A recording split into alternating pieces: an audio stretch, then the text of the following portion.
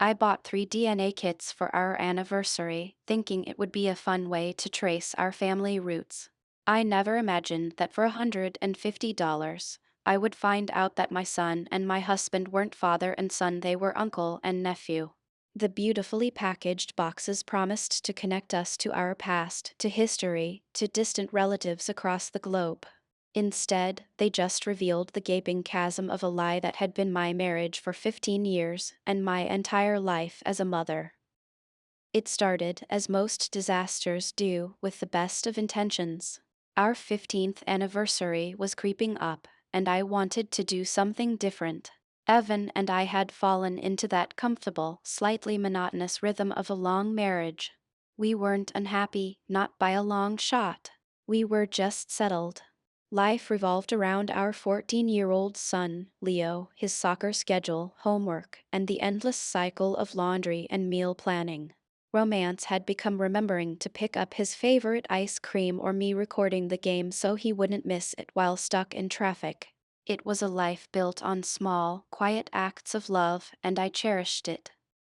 Or so I thought. The idea for the DNA kits came from a commercial.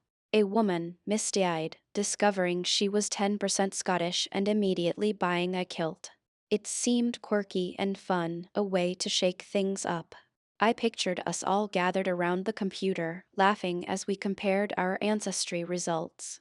Maybe Evan would have some Viking blood, he certainly had the build for it. Maybe Leo and I would share a surprising link to some far-flung corner of the world. It felt like a perfect family activity, a little project to remind us that we were a team, a unit with a shared history. I ordered the kits online, and when they arrived in their sleek, minimalist packaging, I felt a flutter of excitement. Happy anniversary, I announced that evening, handing a box to Evan as he walked in the door, tired from his day as a high school history teacher. He smiled, that slow, warm smile that always made me feel like I was the only person in the room. Anniversary's not for another week, Ratch. What's this?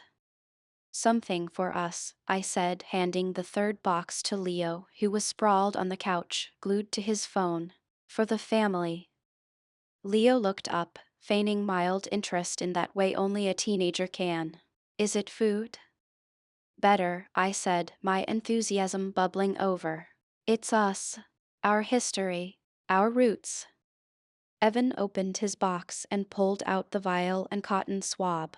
He read the instructions, a small frown line appearing between his brows. A DNA kit. Are you serious? It'll be fun, I insisted. Imagine what we could find out. We could plan a family vacation around our ancestry. Leo, surprisingly, was on board. Cool. Maybe I'm related to a YouTuber. Evan, however, seemed hesitant. He kept reading the little pamphlet, his expression unreadable. I don't know, Rachel. Isn't this stuff an invasion of privacy? Giving our genetic information to some big corporation? It was a valid concern, one I'd briefly considered and then dismissed in my excitement. Oh, Evan, don't be such a cynic. It's all anonymous. And it's for us. Just a bit of harmless fun. I could see the conflict in his eyes. Evan was a private man, thoughtful and deliberate. He wasn't one for grand gestures or spontaneous decisions. But he was also a man who loved his family fiercely. He loved me. And he adored Leo. After a moment he sighed and a small smile touched his lips. All right. For you. But if it turns out I'm related to royalty, I expect to be addressed as Your Majesty from now on. The tension broke. We laughed, and the three of us went through the slightly awkward process of spitting into the little plastic tubes. We sealed them up, placed them in the prepaid mailers, and I dropped them in the mailbox the next morning, feeling a sense of anticipation. It was a silly, modern, slightly narcissistic thing to do, but it was our thing. The next few weeks passed in a blur of end-of-school-year chaos. Leo had finals, Evan was drowning in grading, and I was juggling work and the household. The DNA kits were mostly forgotten, a fun little project that would yield results when it yielded them. The email arrived on a Tuesday afternoon. Your DNA results are in. The subject line screamed in cheerful blue letters. I felt that same flutter of excitement I'd had when the kits first arrived. I called out to Leo, who was in his room, supposedly studying. Leo, the results are here. He came bounding down the stairs, his lanky teenage frame all sharp angles and boundless energy. No way. Am I a Viking? We're about to find out, I said, clicking the link. I logged into my account, and my own results popped up first. A colorful pie chart broke down my ancestry, mostly Irish and English, with a surprising dash of Scandinavian. Look, Leo. I knew it. Great-grandma Rose was right. Next, we pulled up Leo's. His was similar to mine, but with a significant chunk of Italian and Greek. That's from your dad's side, I said, smiling. His grandparents were from Sicily. Then, I clicked on Evan's. His results were exactly as we'd expected, a heavy concentration in southern Italy, with some Eastern European mixed in. See, I said to Leo, that's where you get your olive skin. But then I scrolled down to the section I was most curious about, DNA relatives. My page was full of second and third cousins, names I vaguely recognized from my mom's Christmas card list. Then, I clicked on Leo's relative matches. And that's when my world tilted on its axis. At the very top of the list, under the heading Immediate Family, was my name, Rachel, with the label Mother. That was right. But directly below my name, where Evans should have been, was a name I recognized, but one that had no business being there. Michael. Evan's brother. My brother-in-law. And next to his name, the label that made the air leave my lungs in a painful rush, Father. I stared at the screen, my mind refusing to process what my eyes were seeing. It had to be a mistake, a glitch in the system. I refreshed the page. The names were still there. Rachel, mother. Michael, father. And then I scrolled down further, my heart pounding a frantic, desperate rhythm against my ribs. There was Evan's name, and next to it, a label that felt like a slap in the face. Uncle. For a long moment, I just sat there, the screen glowing in the dim light of the living room, the cheerful blue and green pie charts mocking me. My mind was a whirlwind of denial and confusion. It was impossible. A mistake. These companies must make mistakes all the time. They must have mixed up the samples at the lab. Evan and Michael were brothers, of course their DNA would be similar. That had to be it. Mom. You okay? Leo's voice cut through the fog. You look like you've seen a ghost. I slammed the laptop shut, the click echoing in the sudden silence. It's nothing, I said, my voice sounding strained and foreign to my own ears. Just a surprising third cousin in Australia. I forced a smile, a brittle, fragile thing that felt like it might shatter my face. Why don't you go finish your studying? I'll call you when dinner's ready. He gave me a skeptical look, the kind of look that said he knew I was lying but didn't have the energy to call me on it. He shrugged and headed back upstairs. The moment I heard his bedroom door click shut, I opened the laptop again, my hands trembling. The words were still there. Michael. Father. Evan. Uncle. My breath came in ragged gasps. I clicked back and forth between the profiles, my brain desperately trying to find a logical explanation. The site had a feature that estimated the percentage of shared DNA. Between Leo and me, it was 50%. Parent/child. Between Leo and Michael, it was also 50%. Parent/child. Between Leo and Evan, it was 25%. Uncle/nephew. The numbers didn't lie. The science, cold and impartial, was laying bare a truth my heart couldn't comprehend. The floor seemed to drop out from under me. Every memory, Every cherished moment of our family life was suddenly cast in a sinister new light. Leo's birth, Evan's tears of joy in the delivery room, the way he proudly carried our son out of the hospital. The birthday parties, the scraped knees, the bedtime stories. All of it a lie. But how? 1. Michael lived 3 states away. We saw him maybe twice a year, at Christmas and for a week in the summer. He was fun Uncle Michael, the one who'd sneak Leo extra cookies and always brought the coolest, most inappropriate presents. He and Evan were close, the way brothers are. They talked on the phone every Sunday, a ritual that had gone on for as long as I'd known them. A cold, sickening dread crept into my stomach. It wasn't just a lie. It was a conspiracy. I heard Evan's car pull into the driveway. The sound of his key in the lock, a sound that had always brought me a sense of comfort and security, now sent a jolt of pure adrenaline through my veins. He walked in, dropping his briefcase by the door, a weary smile on his face. "Hey, Han. Long day. What's for dinner?" I couldn't speak. I just sat on the couch, the laptop open on my lap, my face a mask of stone. He saw my expression and his smile faded. "Rach, what is it? What's wrong?" He walked over, his brow furrowed with concern. He glanced at the screen. For a split second, his face was a blank slate of confusion. And then I saw it. The flicker of recognition. The dawning horror. The blood draining from his face, leaving him pale and gaunt. He knew. "Rachel," he started, his voice a hoarse whisper. "Let me explain."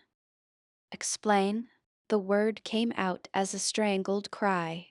"Explain what, Evan? Explain how our son's DNA test says his father is your brother?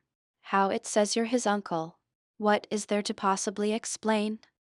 Tears were streaming down my face now, hot and angry. I stood up, wanting to put some distance between us, to escape the suffocating reality of the moment. "Did you cheat on me, Evan? Was it some sordid little affair with what? Your brother's wife? And you passed her child off as mine?" My mind was grasping at straws, trying to find a scenario that made even a twisted kind of sense. "No. God, no, Rachel, it's not like that," he said, taking a step toward me, his hands outstretched. I flinched back as if he were on fire. "Don't touch me," I hissed. "Just tell me. Tell me what this means." He sank onto the arm of the couch, his head in his hands. He looked broken, a man hollowed out from the inside. When he finally looked up at me, his eyes were glistening with unshed tears. "I can't have children, Rachel," he said, the words barely audible. "I'm infertile. I've known since I was 20. The confession hung in the air between us, heavy and suffocating. Infertile. The word didn't compute. We'd tried for a baby for 2 years. I'd been the one who went to the doctor, who tracked my cycles, who cried every month when my period came. I'd been the one who felt like a failure. And all that time, he knew. You let me think it was me," I whispered, the betrayal of physical pain in my chest. "All those years, all those tears, you let me blame myself." "I was a coward," he choked out. "I was so ashamed. And I wanted a family with you more than anything in the world. I couldn't bear the thought of losing you." "So you lied," I said, my voice flat, devoid of emotion. "For our entire marriage." He nodded, a single tear tracing a path down his cheek. "And that's not the worst of it." I laughed, a harsh, bitter sound. "Oh, there's more? Please, Evan. Enlighten me. How could this possibly get any worse?" He took a deep, shuddering breath. "When we decided to try for a baby, I was desperate. I didn't want to go through a sperm bank. The idea of a stranger felt wrong. I wanted our child to be ours, to have a connection to my family, to have my blood." The pieces started to click into place, each one more horrifying than the last. My stomach churned. No, I breathed. Evan, no. I asked Michael, he whispered, his voice cracking. He was the only one who knew about my condition. I asked him to be a donor, an anonymous donor. We made a pact. He would help us, and we would never, ever tell anyone. Especially not you. I was going to be the father. In every way that mattered. We used a home insemination kit. You were so happy when you got pregnant. You never questioned it. And I convinced myself it was the right thing to do, that it was the only way for us to have the family I'd always dreamed of. I stared at him, at the man I had loved and trusted for 15 years. The man I had built a life with. The man who was a stranger to me. He hadn't just lied. He had violated me. He and his brother had conspired to use my body to have a child, without my knowledge, without my consent. My son, the beautiful boy sleeping upstairs, was the product of a deception so profound, so monstrous, that I couldn't wrap my mind around it. You didn't think I had a right to know, I finally managed to say, my voice trembling with a rage so deep it scared me. You didn't think I had a right to decide who the father of my child would be. You made that decision for me. I was scared, he cried, his composure finally breaking. I was terrified you would leave me if you knew the truth. I love you, Rachel. And I love Leo. He is my son. I raised him. I'm his dad. No, I said, the word like ice in my veins. You're his uncle. And Michael is his father. And I don't know who you are at all. I turned and walked out of the room, leaving him sobbing on the couch. I went upstairs and quietly opened Leo's door. He was asleep, his textbook open on his chest, his face peaceful and innocent. My son, my beautiful, innocent son. And his whole life, his whole identity, was a lie. I looked at his face, searching for a resemblance to Evan, to Michael, to anyone. But all I could see was the betrayal, the pact, the bloodline pact that had just shattered my world. The days that followed were a waking nightmare. I moved into the guest room, the silence in our house thick with unspoken words and suffocating secrets. Evan tried to talk to me, leaving tearful voicemails and long, rambling emails in my inbox pleading for forgiveness. I ignored them all. The sight of him made my skin crawl. Every time he looked at me with those sad, puppy dog eyes, all I could see was the depth of his deception. 15 years. He had looked me in the eye and lied to me every single day for 15 years. The hardest part was pretending. Pretending for Leo. We still had breakfast together, a strained, quiet affair where I'd force myself to ask about his day and he'd give one-word answers, his eyes darting between me and Evan, sensing the glacial chill that had descended upon our home. He knew something was wrong. He wasn't a little kid anymore. At 14, he was perceptive and smart, and the palpable tension was impossible to hide. Did you and Dad have a fight? He asked me one evening as I was tucking him in, a ritual I'd continued long after he'd outgrown it, mostly for my own comfort. We're just going through some things, honey, I said, my voice catching in my throat. Grown-up stuff. It's nothing for you to worry about. But he was worried. I could see it in the way he looked at us, in the way he'd retreat to his room for hours on end. He was the innocent victim in all of this, a pawn in a game he didn't even know was being played. And the guilt was eating me alive. How could I look my son in the eye, knowing that his entire life was a lie? Knowing that the man he called Dad was his uncle, and the man he called Uncle Michael was his biological father? My mind kept replaying Evan's confession, each word a fresh stab of pain. He had justified his actions with love, with his desperate desire for a family. But it wasn't love. It was selfishness. It was a violation. He had taken away my right to choose, my bodily autonomy. He and his brother had made a decision about my body and my future without my consent. The more I thought about it, the angrier I became. This wasn't just a betrayal of trust. It felt like an assault. And then there was Michael. Fun Uncle Michael. He had been complicit in this from the very beginning. He had played his part perfectly, the jovial, carefree uncle, all the while knowing he was Leo's father. Did he ever feel a pang of guilt? Did he ever look at Leo, his own son, and feel anything other than the satisfaction of a secret well kept? I had to talk to him. I couldn't let him hide behind his brother's confession. He was just as culpable. I waited until I knew Evan was at work and Leo was at school. Then, I found Michael's number and dialed, my heart pounding with a mixture of dread and fury. He answered on the second ring, his voice cheerful and unsuspecting. Rachel. Hey, what's up? Everything okay?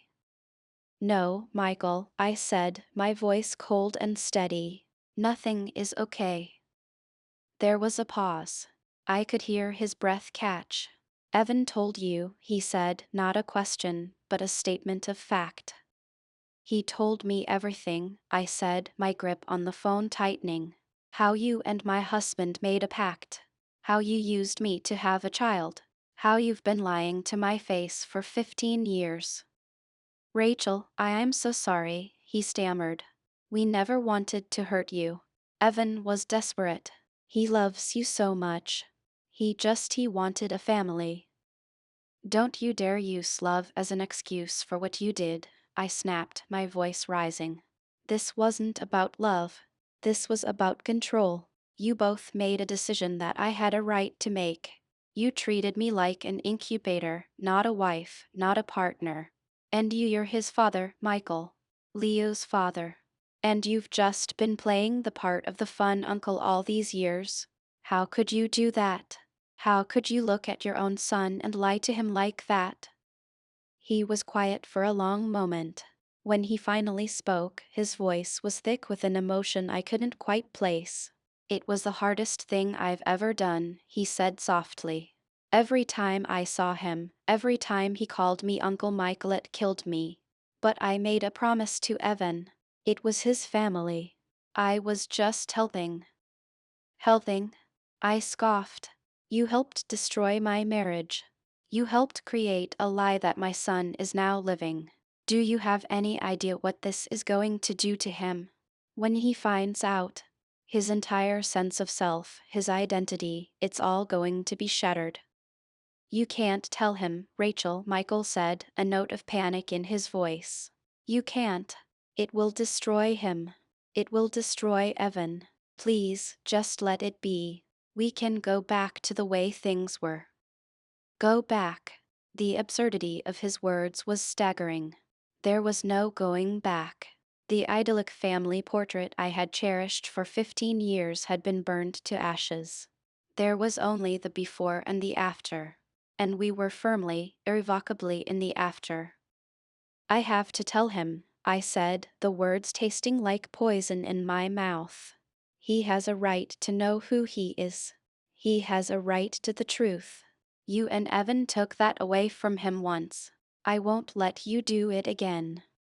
I hung up before he could reply, my body trembling with rage and a terrifying, gut-wrenching sense of resolve. I knew what I had to do. The thought of telling Leo, of seeing the hurt and confusion in his eyes, was a pain so sharp it took my breath away. It would break his heart. It would break our family. But the lie was a cancer. And if I didn't cut it out, it would consume us all. That night, I found Evan sitting in the dark living room, a bottle of whiskey on the table beside him. He looked up as I entered, his face etched with misery. I spoke to Michael, I said, my voice devoid of warmth. He flinched. Rachel, please. Don't do this. We can fix it. We can go to counseling. We can be a family again. A family built on what, Evan? I asked, the question hanging in the air between us. A lie? A betrayal so deep I don't think I can ever forgive it. I look at you and I don't even know who you are. I'm the man who loves you, he pleaded, his voice cracking. I'm Leo's father. I may not have given him his DNA, but I gave him everything else. I was there for his first steps, his first words. I taught him how to ride a bike. I'm his dad. And what happens when he finds out the truth? I countered, my voice rising with every word. And he will find out. In this day and age, with DNA tests and ancestry websites, secrets like this don't stay buried forever. What happens then? He'll hate you. He'll hate me for not telling him. He'll hate Michael. This lie is a ticking time bomb, Evan, and I refuse to let it explode in my son's face years from now. I took a deep breath, steeling myself for what I was about to say. I'm going to tell him. And then I think you need to leave. The color drained from his face. He looked at me, his eyes wide with a mixture of shock and despair. The silence stretched between us, thick with the weight of 15 years of lies. The pact he had made with his brother to build a family was about to tear it apart. And I was the one who was going to light the match. The conversation with Leo was the single most difficult thing I have ever had to do. I waited until Saturday morning, a time when the house was usually filled with the lazy, comfortable rhythm of the weekend.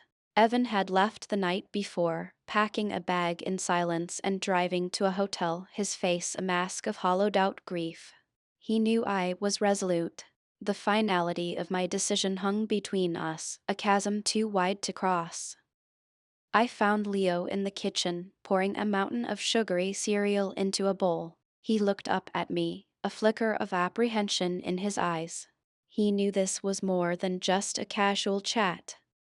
Hey, buddy, I started, my voice trembling slightly. Can we talk for a minute? There's something important your dad and I need to tell you. I corrected myself.